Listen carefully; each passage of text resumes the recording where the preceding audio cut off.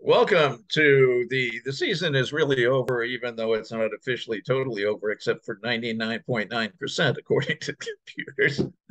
I am Southside Sox duty geezer Leigh Allan, wearing, I think this is a 1983 team White Sox hat and a 2005 World Series shirt. Hold up there. With me, my son and West Coast correspondent Will, who is wearing a Chicago Americans hat. So he's American being even Giants, American even Giants. even more nostalgic than I am in trying to rid all thoughts of 2022 from our minds as we go. We're recording this on Friday morning after the debacle of the Cleveland series. I What a mean, mess. what do? You have a chance. You get to play the guys you need to beat. You can have at that point when the series started, I think we could have been one back at the end of the series if we had swept. Maybe two. No, But one, and we would have held the tiebreaker. yep, yep. Yeah. We would have been one back. We would have held the tiebreaker. We would have been in a sweet spot, and instead we did the complete opposite of that. And you kind of felt the wind leave the sails Tuesday night in extra innings with that loss. Um, Jake Diekman, who will forever be remembered as one of the more perplexing and terrible deadline And we'll be back and acquisitions, we get to enjoy him next year. which is mind blowing to me. I honestly think Cairo's one terrible decision was putting Diekman in that game when he did. I realize we kind of used all the good ones, but that kind of sealed the deal. And watching him pitch, of course he's frustrated, but what a man! He just looked like he didn't belong on this team in that moment. And Or any team at that moment. yeah, yeah, but he really, you're watching him pitch and you're like, you came over from the Twins. What's going on here? Something's up. There might be a conspiracy. But as Lance Lynn so eloquently put it, we played like bleep all season, so it's not too surprising that we are in the position that we're in. But yeah, the season is over unless there's a miracle. I can safely say The magic if number is five. Each team has 12 left. So that's 24 total games. So 19 of them, no, 20 of them have to go the Sox way, whether it's Cleveland losing or the Sox winning.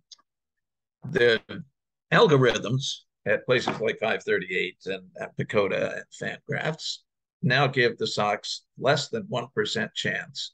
Not only like 1/10%. Fangraphs doesn't even, they just list this. There's a point on the Fangraph, 538 where you just disappear from bold print to light print. We disappeared to light print. Still about, I think Fangraphs gave a 0.8% chance of taking a wild card. But the wild card got really finished on Thursday as well because the Rays won and the Mariners won. And those are the two teams you had a chance, possibly long shot to catch them. I mean, it's over, it's done. And it's, Tuesday, you'd say, well, we fought. When we got to the extra innings, we had the Diekman problem. Tuesday, they would have lost the regulation except for an absolutely horrible umpiring call. And Terry Francona had already used up his challenge. So when it became very clear on the replays that Rosario had scored, but been called out, there was nothing he could do about it. So that sent it to extra innings. It would have gone there. And then the next two games, they weren't there. The life that the team showed from the time the Hall of Famer baseball person left and Miguel Cairo took over and really ran all the way through that first game. They still had life in the first game, was just gone. Now, part of that is excellent pitching. Tristan McKenzie and Shane Bieber are really, really good pitchers. And when you can't hit it all, you look lifeless. But And they still, were both, to be fair, McKenzie and Bieber were also both on. Like they yeah, McKenzie looked he looked 1 year out of being elite, which is kind of where he is right now. If they can he probably still weighs about 34 pounds. If they can get him up to 40 pounds, McKenzie is going to be one of the better pitchers in the game And with what the that White length. Sox could do, because you always talk about a fat man. Inside every fat man is a thin man trying to get out. They could put Tristan McKenzie inside Lance Lynn. Boy, that'd be a hell of a pitcher that you had right there. It would. Yeah, McKenzie, he's about 8,000 rare steaks away from Lance Lynn size. But yeah, Tuesday night was a lot of fun until it wasn't. I was watching that one as it was unfolding late in the game, and they battled back. They did show life on Tuesday. It was really exciting, but when they gave up 5, you felt the wind leave the sails, and then we did get a little bit of life going after that, and you sort of felt it, and you thought, oh man, this could happen. We could tie this game again. It did not happen, and that wasn't the end of it, but it became clear early on Wednesday that it was the end of it. The guys just had nothing left, and it did cement for me the idea that this team would be in the playoffs if we had a different manager the rest of the year. Without a doubt, it would have been a much more exciting, much more fun year. But this is where we are. Well, it took McKenzie 100 pitches to go 8 innings. Lance Lynn had 97 and 6. And we've talked about the total inefficiency of the White Sox staff before. Even Savali, 69 pitches for 5 innings. That's less than 14 an inning. That's excellent. Whereas Cease threw 107 pitches in 6 innings. And it's just something philosophically wrong that you have to go to 3-2 counts on everybody. Yes, you get a lot of strikeouts that way, but you get a lot of really bad stuff too, like having to wear out your bullpen. You talk about excitement. I'll tell you, this Cleveland team is a lot of fun. I mean, it's not a lot of fun to be the opposing fans of the opposing team, but they're fun. We scream all year with White Sox fans. I haven't, because I'm not a big home run fan. But we got to have homers. We got to have homers. We got to have homers. Well, the Sox have 140 homers. Cleveland has 118th, 29th in Major League Baseball. The only team they have more than is the Tigers. Speed. If you don't hit homers, you got to have speed. And the Sox have Engel, no speed, who doesn't get to play, Tim, who's always hurt, and Luis, who's either hurt or dogging it. Yeah, most of the time. And after that, no speed. I mean, we got at times 5 designated hitters in the lineup at the same time. Grandal, Abreu, Eloy, Vaughn, Sheets. In the lineup at the same time, 5 designated hitters, which explains why we're not. Now, Fangraphs doesn't have us as 30th in the majors in defense anymore. It's more like 28th. I think it's last in the American League. That's just because we got Elvis Andrus. I mean, I think we'd be 30th. I think that is only because of Elvis Andrus, who put life in. I mean, it's fun to watch Elvis Andrus play baseball. It is fun. And it's actually a lot of fun to watch Elvis Andrus and Josh Harrison play baseball together in the middle. 2 of the oldest guys on the team, and they play baseball like they like it. Yeah. So many White Sox players play baseball like, well, I'm getting paid pretty well to do this for a living, so I guess I got to be out here. Those guys play like they want to be in on every play. Give me the ball. Josh had that very bad sequence early in September. They had about a week where he made a couple of errors in one game, and as you had mentioned to me just texting, it kind of got into his head, and it stayed there for about another 3, 4, 5 games. Recovered from it totally after that. He has far and away the highest D-WAR on the White Sox. There are almost no other positive D-WAR. The second one is Reese McGuire, who's been gone. Yuan has been there, but I think Yuan's probably had the drop in the last few days. It's been absolutely horrible. Horrible. He only other got charged with 1 error, I think, in that Lance Lynn inning. Realistically, it could have been 3. I mean, Oh, easily. it was an absolutely. I texted you. I said, this is the worst inning of baseball, Major League Baseball, I've seen in ages. It was absolutely pathetic. Just every play wrong. Guys not even covering bases. I mean, they had to play a third, and Yuan didn't cover third. And they threw to third, and he's not there.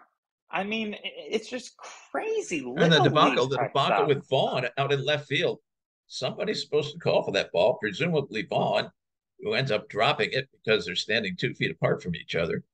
And I mean that's Andrew's fault too. Andrew should be screaming that he's got it. Yeah, Whereas I mean, I it's on realize Vaughn. I Yeah, realize he's so incredibly slow that he doesn't have a lot of confidence that he does have it.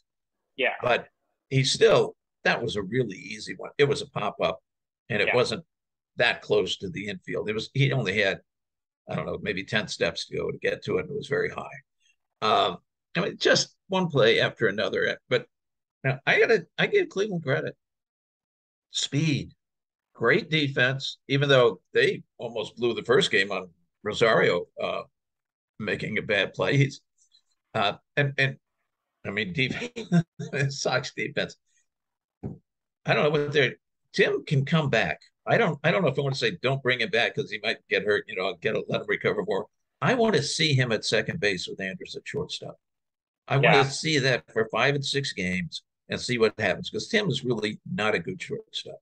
He is a barely adequate shortstop. He's kind of middle of the pack or a little lower as a shortstop. But if he was at second and he didn't have to do that in the hole and throw when he shouldn't throw kind of thing, he might be really, really good. Now I realize I'm talking against Josh Harrison, who's one of my favorite players. And I'm not saying that they can sign him. Andrus is a free agent. They got him for nothing. I Yeah. mean, almost literally nothing at major league minimum because Oakland is paying his salary this year. There was a $14.5 million salary. I don't think the Sox are going to, I don't think he'll get 14 and a half next year, but they'll probably get 10. He's a tremendous fielder still. And he hit 315, 320. Once he came over the White Sox, now he's a 245 or so lifetime hitter. But it shows the life. It's not like he's fading. He's not No. fading at all. And just the stuff you see Andrews do when he's at the plate.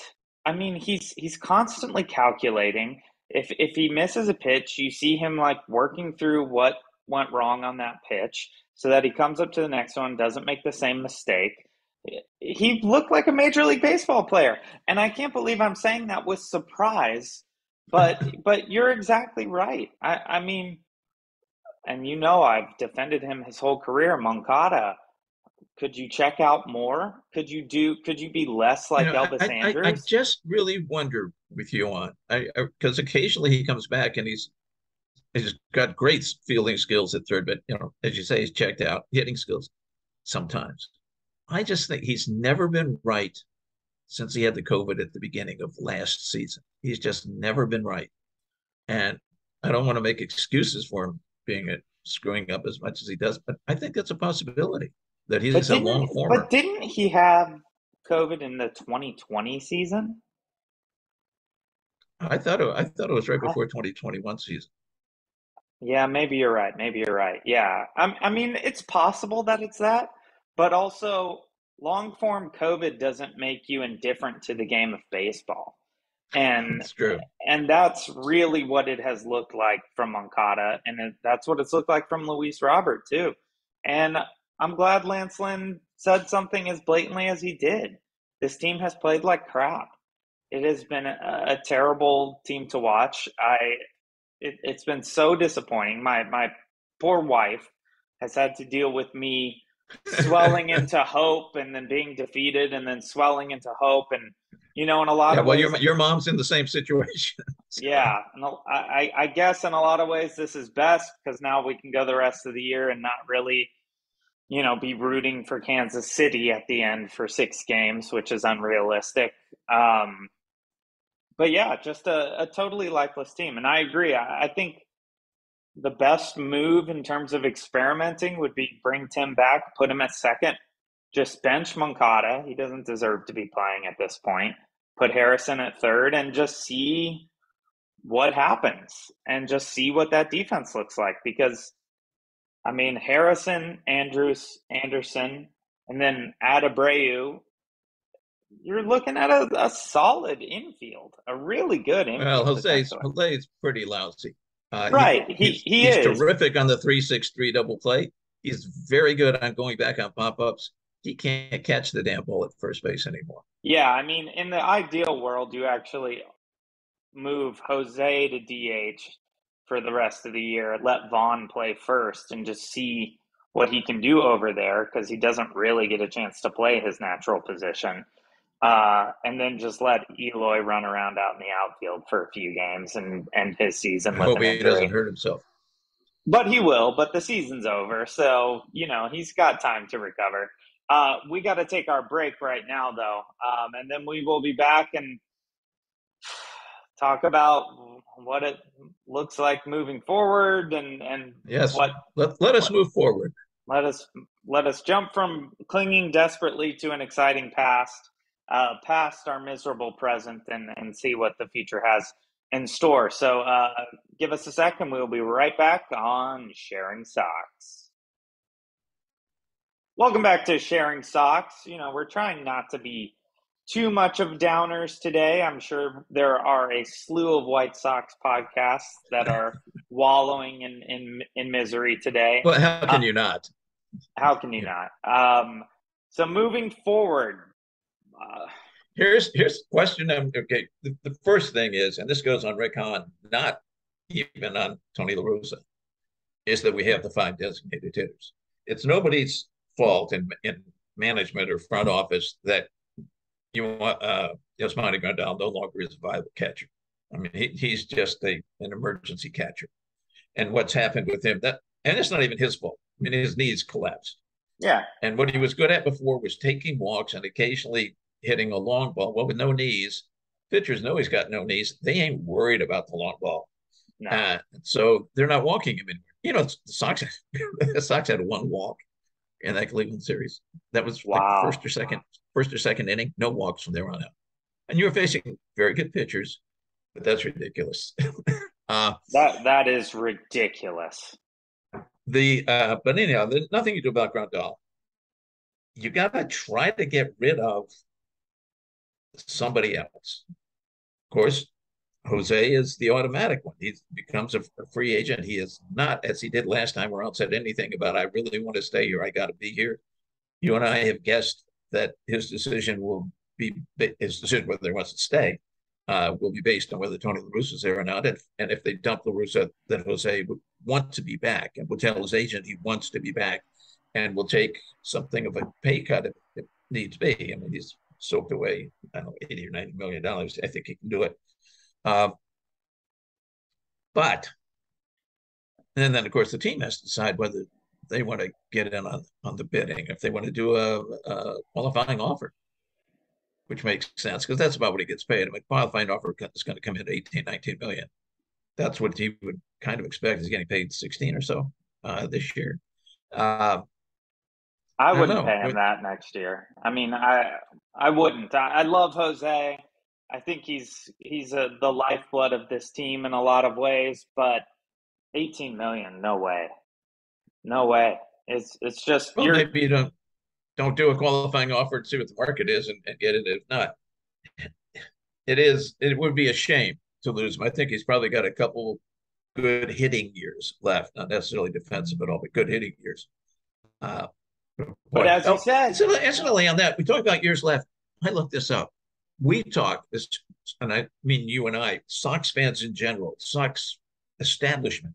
Oh, this is a young team. We're going forward. It's a young team. I looked it up. This is the 4th oldest team in the major leagues. Holy cow!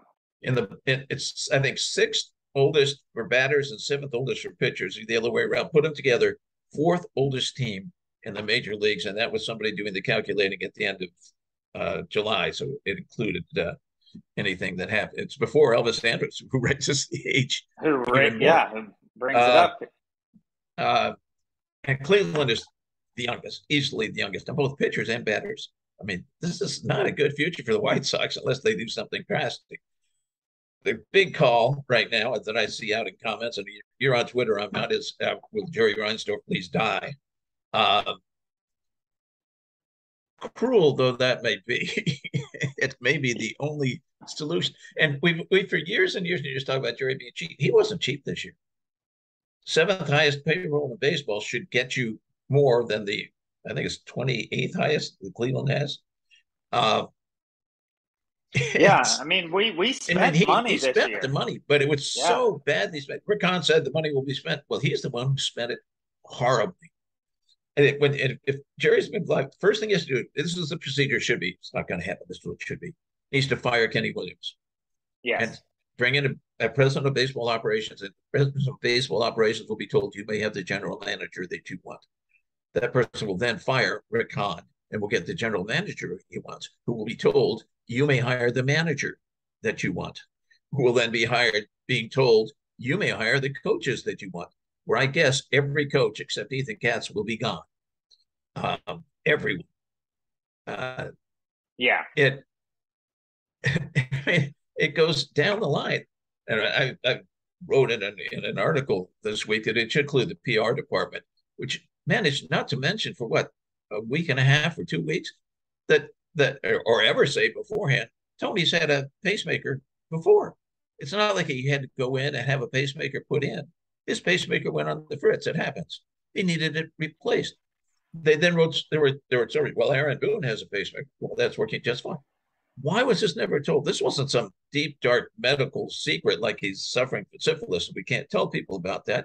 A pacemaker is kind of a normal thing to exist. Your grandfather had a pacemaker and lived well with it for years, played tennis 3 or 4 times a week with it. Not a problem. Yeah, and then when it did come out, the PR department's got to be fired, the whole thing. They acted like he had to get an emergency pacemaker, is what the news made it sound like, and it was all, I still think, fairly bogus and just to save face. And I'm sure something was wrong with it and he needed it to be fixed. But you hit the nail on the head. Kenny Williams has to go. Rick Hahn has to go. The entire coaching staff, save Ethan Katz, and I would also argue Miguel Cairo should stay on the bench. If you will, Cairo may be somebody that other teams are looking at from this point on. And I think when the general manager comes in, this new general, I mean, this is fantasy world, but when this new general manager comes in and fires La Russa, what you say to Cairo is, you're in the mix. Yeah. You're under consideration. We want to see what else. Forgive us, but you don't have much experience, and we want to see what else is out there. He could end up being the manager. He probably want somebody a little more experienced, not necessarily 500 years of experience like they went for before. But someone with more than 25 games. Yeah. That's probably what, and they can get it. This is a major market. This is the 3rd largest market. And the 7th largest payroll, as you just pointed out. It's not like they're asking you to come to Miami during a rebuild. Like you should, with these players, be in contention for a championship. You should. You absolutely should. And yeah, I mean, the big question as we move forward is, will we have to deal with La Russa? Because if we find out Tony La Russa is back, that means Kenny Williams is back, Rick Hahn is back, that coaching staff is all back. And that is, to me, the end of next season already. There's just no reason, if La Russa is still at the helm, to assume that this team would be any better next year. Even Nashville, the Athletic, one of their Ken Rosen, the guy with the mustache, the bow ties on, Rosenthal. Rosenberg, yeah. Rosencrantz, and Guildenstern. Yeah. But yeah, he had an article on The Athletic. This is a national writer, not a White Sox or Chicago writer, saying La Russa needs to do the classy thing and bow out. And he can blame it on his doctors, say it's on health, but he needs to do the classy thing. The problem is La Russa has no class. Yeah, there's no way. Arrogant jerk. And he's not going to do the right thing by anybody or anything. It's going to have to be done for him, either by a really dire health emergency or by our 89, 900, 250-year-old, whatever he is, owner, Jerry, sitting down with him and say, Tony, I love you, but maybe it's time to. And the talk is that he'd be promoted to be a special assistant in the front office, which he destroyed Arizona. He destroyed the Angels. So, that's going to be a real good idea to have him up there. Yeah, I mean, I think the only way he gets let go is if Reinsdorf gets rid of Williams and gives him Williams' job, which is, of course, an absolute nightmare. We are running out of time for this week. I wish we had more joyful and eloquent things to speak about here, but we do not. So we will see you next week to either officially lay this to rest or to hope for the greatest comeback in the history of baseball, which honestly would be great to watch. It really would. But I'm not expecting it to happen. Do you have any final thoughts before we sign off this week? No, I'm not expecting it either. Neither is anybody else. Yeah. Or any computers. We'll see what happens. We got a lot of big decisions to be made with the White Sox moving forward. In the meantime, Cleveland is looking really good. They put us to shame. They played